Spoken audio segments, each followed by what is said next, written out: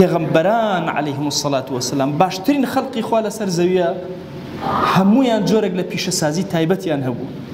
ئادەم عليه السلام خەیاط بوو، بەرگدوور بوو. نوح عليه السلام سەفینەی دروست ئەکرد. خوای گەورە لە قورئانە باسی کردووە وەصنع الفلك بأعيننا ووحينا، بڕۆ ئەو کەشتێک گەورە دروست کە بە وەحی ئێمە و لەژێر چاودێری ئێمەیە.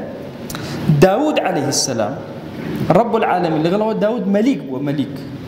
رب العالمين صنعەتێکی پێ عەتا کردووە کە ئەم پیشەسازی خۆی بەرهەم پێ بدا. پیشەسازیەکەی بریتی بوو لەوەی کە جلی جەنگی دروست ئەکرد، درعی دروست ئەکرد، صناعەتی لەبوس کە خوای گەورە لە قورئانە باسی ئەکا ئەفەرمێ وعلمناه صنعة لبوس، ئێمە فێرمان کرد کە جلو پۆشاکی جەنگ دروستکە. بۆچی دروستیکە، بەچی دروستیکە، چۆن دروستیکە، حتا تعلیماتەکان لە قورئانی پیرۆزە باس کراوە. ئەفەرمێ وألنا له الحديد، فێرمان کرد کە ئاسن چۆن نەرم کاتەوە، واتە کردمانە ئاسنگەر. دواتر فێرمان کرد کە چۆن ئەم جلانە لەبەرکە.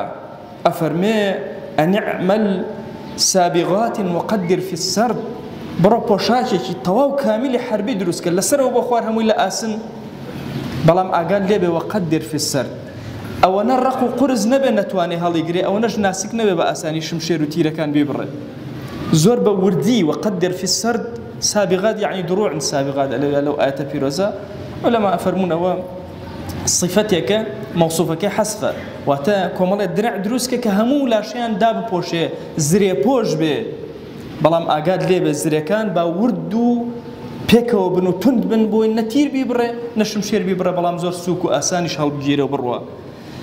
ذوالقەرنەین لە قورئانە کە رب العالمین باسی کردووە سەد دروستکردن بۆ گرتنەوەی ئاو، بۆ گرتنەوەی جیاکردنەوەی حدود لە نێوان ئەم وڵات و ئەو وڵاتە، ئەم خەڵک و ئەو خەڵکە. زۆری تر لەمانە کە پێغەمبەری خوا صلی الله عليه وآله وسلم ئەفەرمێ هیچ پێغەمبەرێک نەهاتووە ئیلا صنعەتێکی زانیوە لەسەر زەویە، شتێکی زانیوە کە لەسەر زەویە جێبەجێ بکە. ئەفەرمێ هیچ ئادەمیەک نییە لەسەر زەویە کارێ بکە بە ئەندازی کاری دەستی خەیری تیابێ بۆی، کارێکە بە دەستی خۆی دروستی ئەکا، ئیشێک کە بە دەستی خۆی حەلی ئەکا، دروستی ئەکا و خەڵک سوودی لێ وەرەگرێ.